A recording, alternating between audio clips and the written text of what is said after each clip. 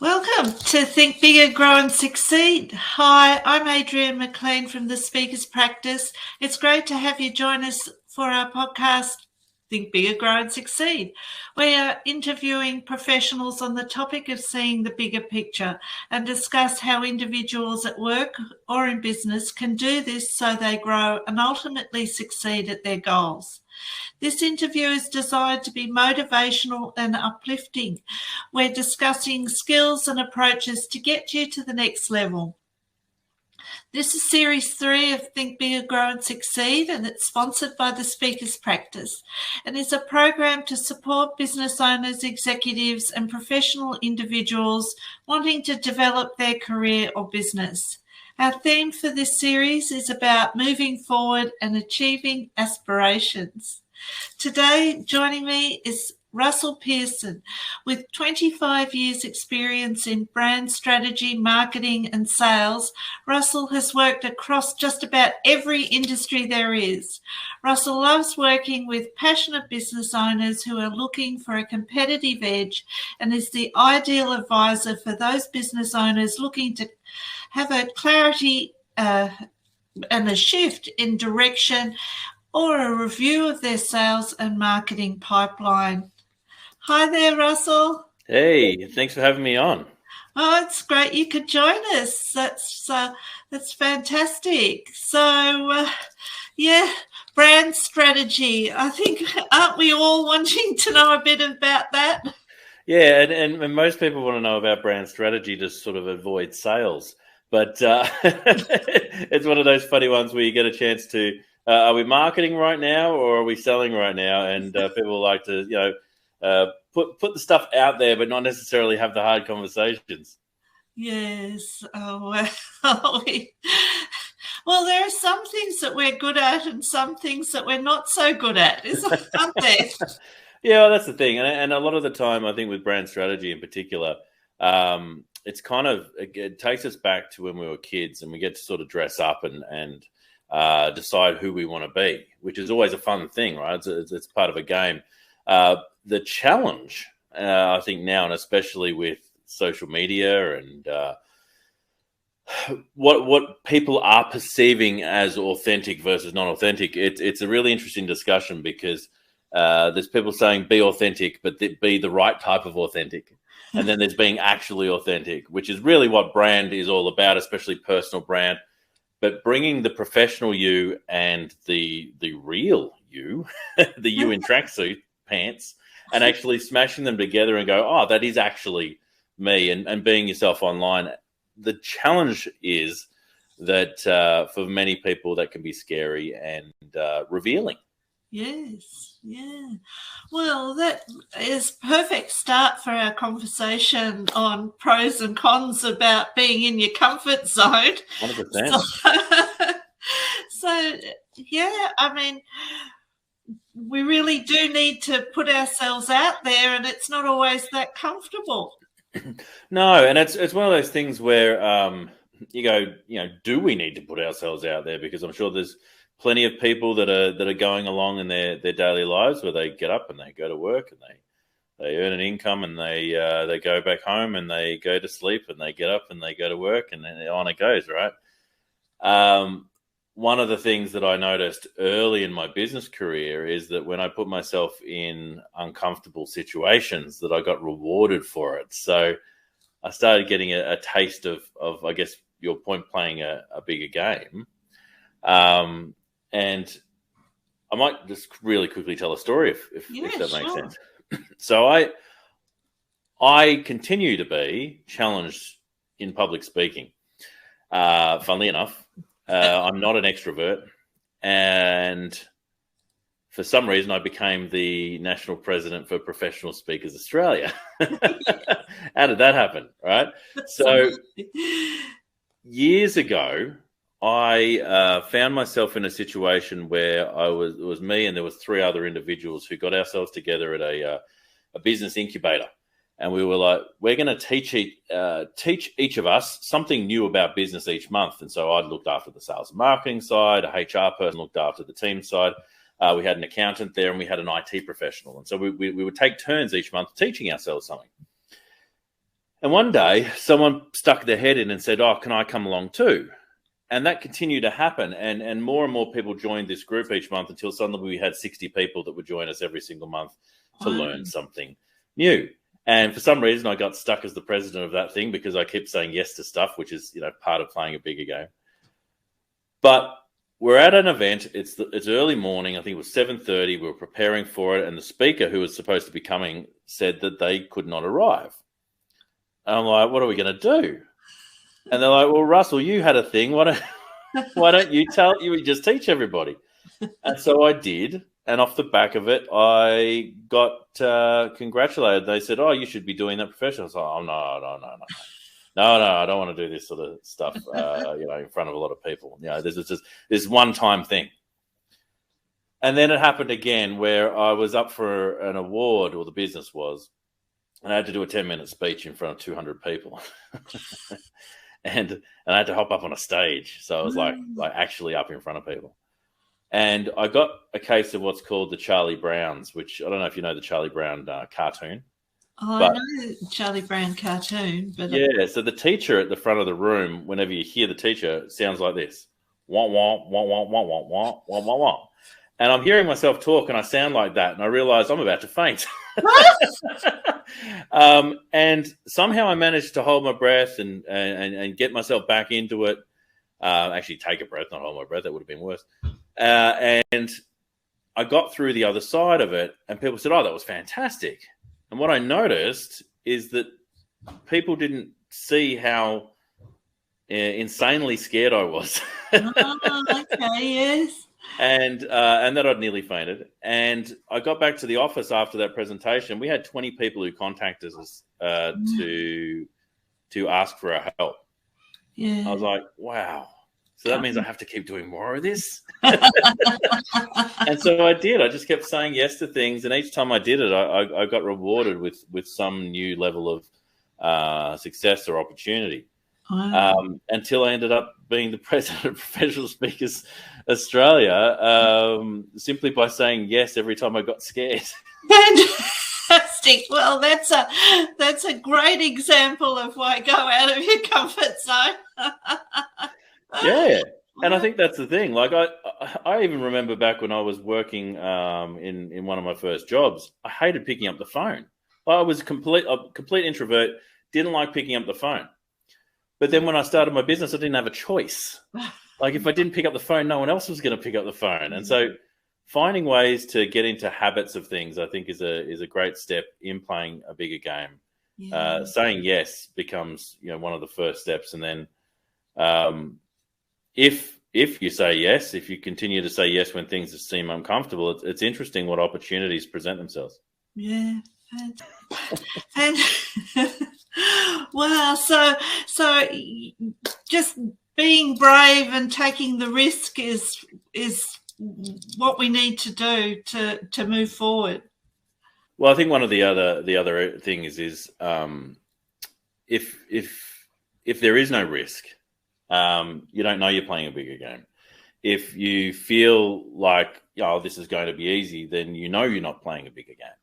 So the opportunity in playing a bigger game is that you're going to get bigger rewards and bigger opportunities.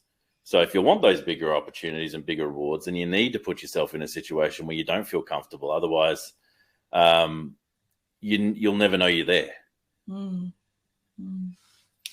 Yes.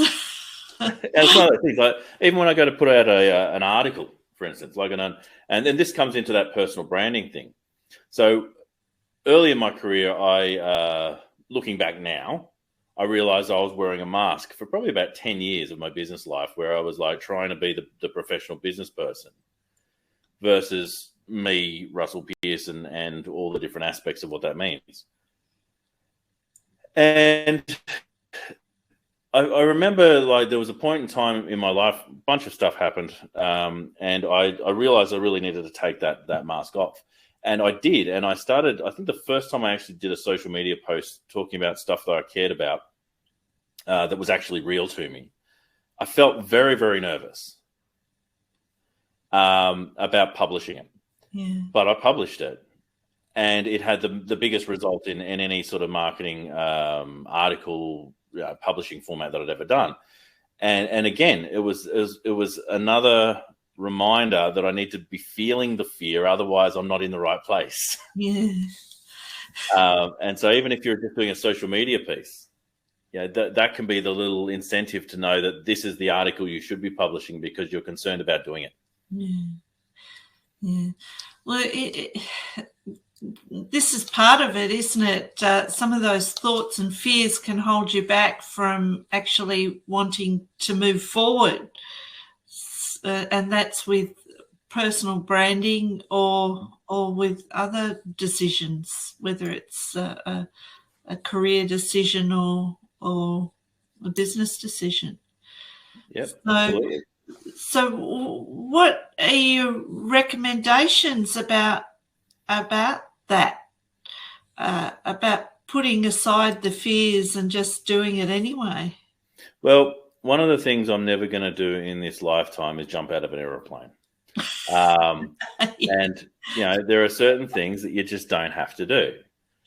And so you can decide that that's where your line is, and that's absolutely fine. I know I have.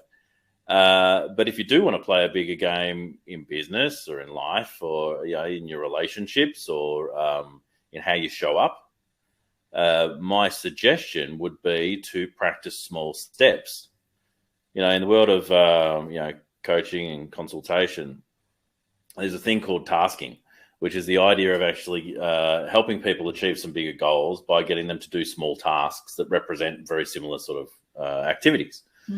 If they want to, let's say, become more productive, let's say, then we can get them to do some small productive step in their day-to-day life. Maybe it's just keeping an area clean, or maybe it's, starting a garden. And so there's like an element of needing to do continuous small elements of productivity, right? Yeah. So in that, like, what are the small steps that you can take on the way through to these things? How can you put yourselves in positions of practice? So one example, early days, was when I was looking in the speaker space, I put my hand up to be on the committee. Putting yourself up to be on a committee exposes you to a lot more opportunities. Yes, there may be some extracurricular things you need to do. Maybe there may be some extra time that you'll spend, but it exposes you to more opportunities simply through that step. And that's how I ended up getting to that position of national president and president of all sorts of other things, is by joining the committee. That can be a very small step in engagement, but also a small step to leadership. So if leadership is something you want to work at, how can you make those small steps to leading? Well, you can join a committee, or on another side, you could employ somebody. It's an incredible. They talk about the big they talks about business itself being the best professional development course you can ever take, and it's 100% true. It certainly is. Yes. It's through these small activities of things that it forces you to do, you have to develop. So, number one, start a business, get better at maths. Start a business, employ people, get better at leadership. Now, you're going to make mistakes.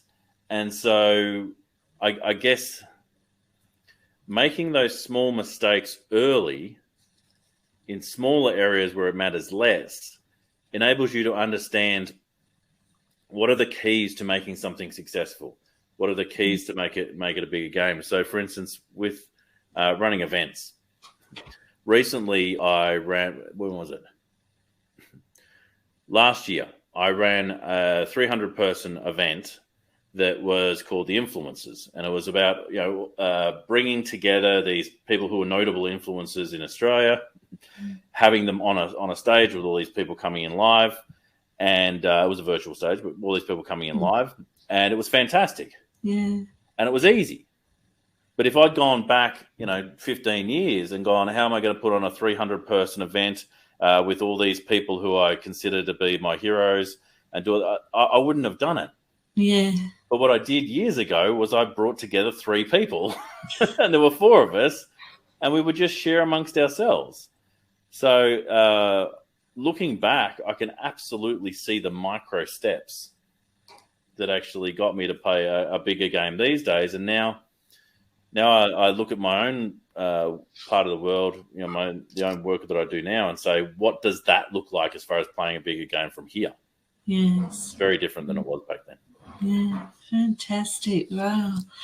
So, well, our next question is, what happens when people go out of their comfort zone and test new approaches? Does that sort of go smoothly and ever upward, or is it a bit of a bumpy road? There's a concept of fail fast, and that's kind of what I was just talking about. Is that if you take these micro steps, you don't have to start all the way out there. You can start like small. And by taking these small steps, you're still going to feel the fear in the small steps, but you're going to succeed a lot more easily. Yeah. And so you can work up through stages to get where it is you want to be. It's funny.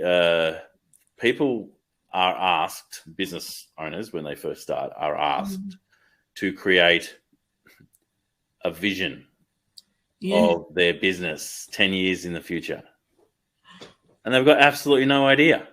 Yeah. And yet people still are willing to create this vision statement for what the business looks like, but they don't even understand what the work of that business looks like. And they never will until they actually go through those smaller paces to get up there. Yeah. So, every step will feel a little bit of anxiety, a little bit of challenge, but in there, that's the way. Yeah. And that's one of our questions is, we hear about vision statements and mission statements and how important they are.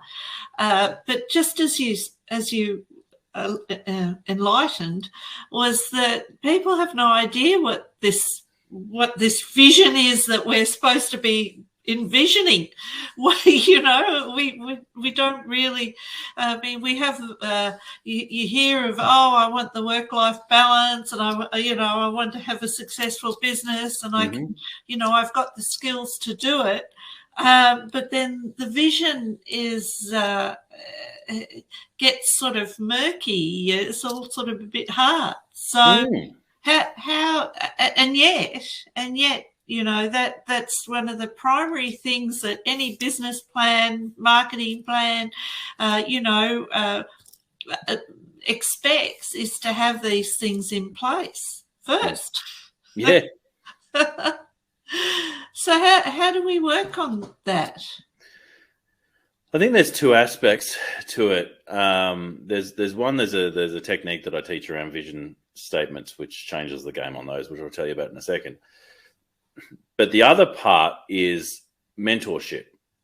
I think it's important to find mentors who've done it before. Now, you might be coming up with some new idea that's never been done before, but look at what makes that up. Look, are there other industries where this has been done before? Are there other people who've done things in a space that didn't exist before?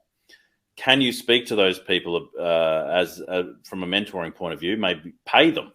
Pay these people for their time. And find out, what does it look like? What does the reality look like of starting a business in that space and then building it to where it is that you want to go? So that gives you some scope. Now, it might not be your experience, but it at least creates a thing where you go, so that's what it would be like. And by knowing that, it actually makes the possibility of you achieving it far more real. It's like the 4-minute mile, right?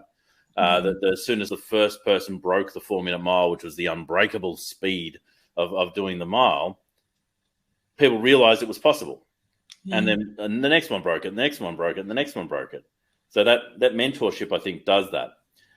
The other one is, instead of doing a vision statement, which is a sentence that's overly crafted and gets put in a folder somewhere in a drawer that you never see again, my recommendation is to create what I call a vision story, which is the idea of you arriving. You show up at a place, a space, whatever it is. You might be walking between two doors, arriving in between two trees, stepping out of a car. You're arriving at a place, and it's a certain time in the day, and you know what the weather's like because it's either cold or warm or nice or whatever. It's sunny or cloudy. I don't know. What is it for you, right?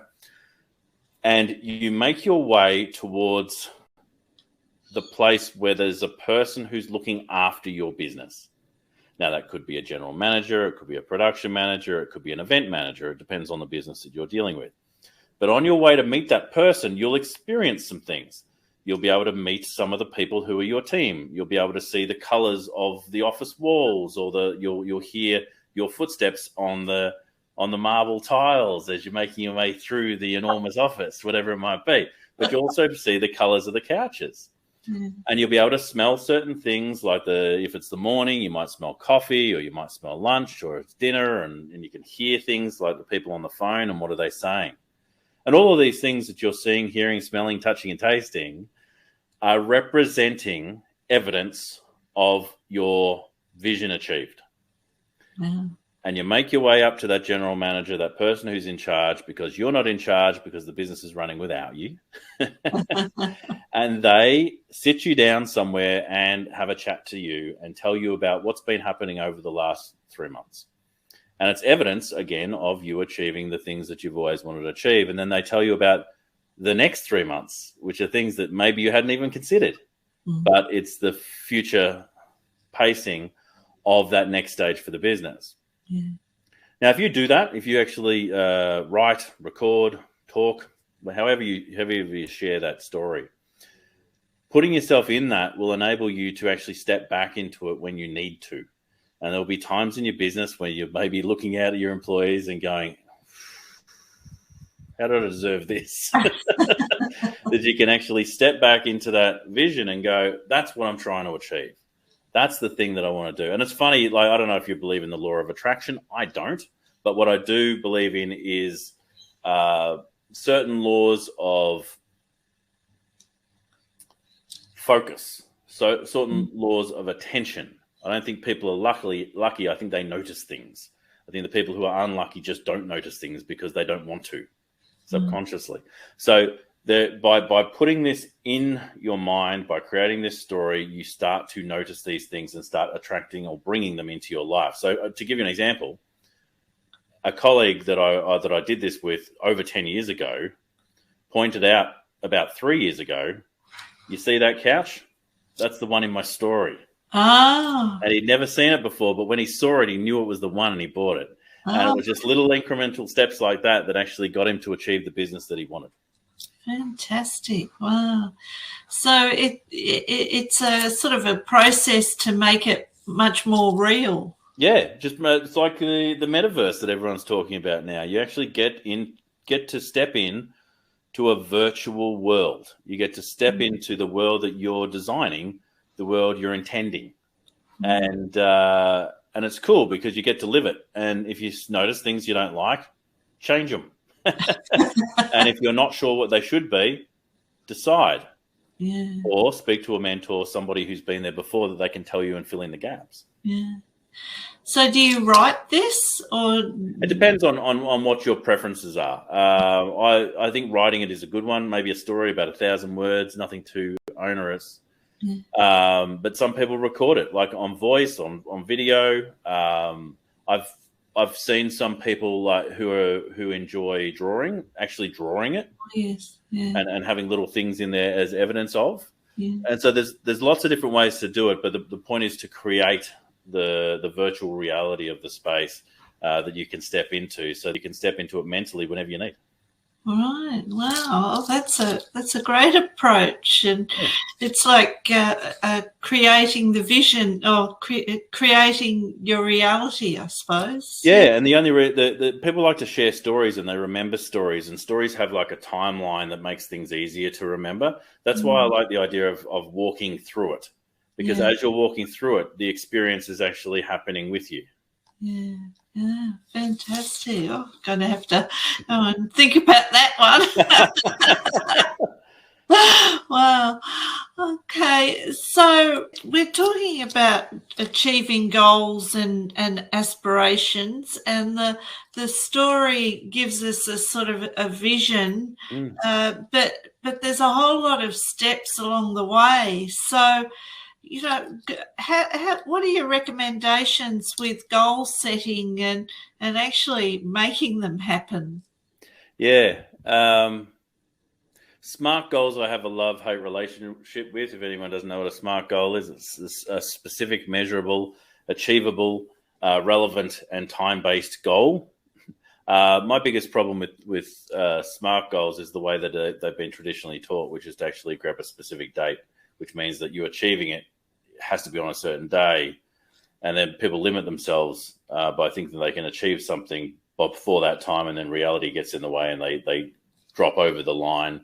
They don't make the time limit. And they go, well, what do we do now? I will create another SMART goal. But I was challenged on that recently, and apparently the better way to do it is say to by that date or before is a nice way of just reframing the SMART goal. But I think the steps don't always have to be so goal driven. I think they can be intention driven. I think that there are a lot of people who create steps that are unnecessary. Right. Yeah. For instance, I was doing an advisory call earlier today, and the person was talking about that they were going to start their business and that they were going to make a smaller offer until they felt confident in it, and then they would build it up, and then they would then attract more people who will want it, and then they'll go on to this next stage where they'll go into state with it. And they were telling me all these steps of what they were going to do. And I'm thinking, how would you even know? Because you've never done it before. But also, a lot of those steps were unnecessary.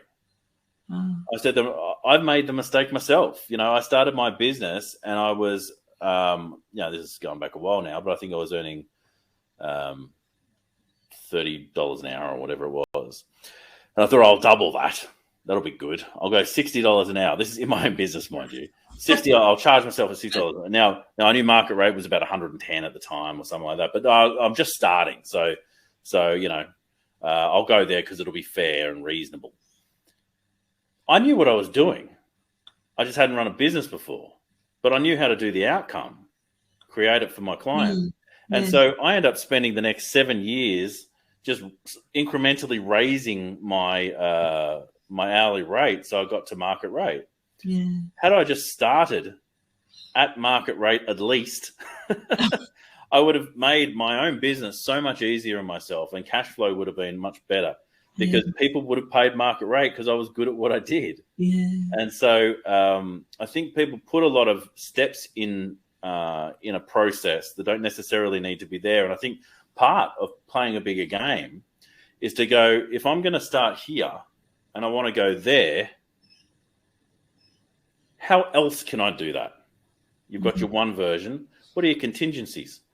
What happens if I get sick? All right, well, maybe it's not me that should be doing it. Is there a faster way? Is there a safer way? Is there a bigger way? If we go there, what if it was bigger? And so the what if game is something I live in now, is a really nice thing to do in the planning, because you may have noticed this yourself, but a lot of people make a plan very, very fast. And then they spend all this time trying to make it work instead of spending a little bit more time on the plan and looking at different ways that you can do this. And by the way, I've made these mistakes myself, but looking at all the different ways that you can actually achieve it and just going the easiest route. Yeah. Well, in the planning stage, it can be quite challenging because there's so much that you don't know. You can only plan with what you actually sort of are aware of. That's why I keep saying lean into a mentor. Like at the moment, I'm doing some training with some specialist stuff in the advisory space, and I went and got a specialist mentor. I did the same thing with the paid advertising space. Now, I've been doing paid advertising for years, but when COVID happened, I realized that I didn't have to just play in my own backyard. I could actually go internationally and start working with these mentors that were like killing it, like across the globe. So I ended up working with Frank Kern and a couple of the people around there, which are like, marketing gurus. Now, I wouldn't have had that opportunity. Sorry, step back. I always had the opportunity, but didn't think to actually use it until COVID and a reason came to actually accelerate my growth. So how else? Who else? What else? Great questions to ask. Yeah, fantastic. Okay, Russell, thank you so much. There's so much wisdom in those comments. It's all built off the mistakes of my past. Thank you so much for joining Think Bigger, Grow and Succeed today, and you've certainly opened our eyes to what's possible. As my mother used to say, make sure you say, thank you for having me. So thank you for having me.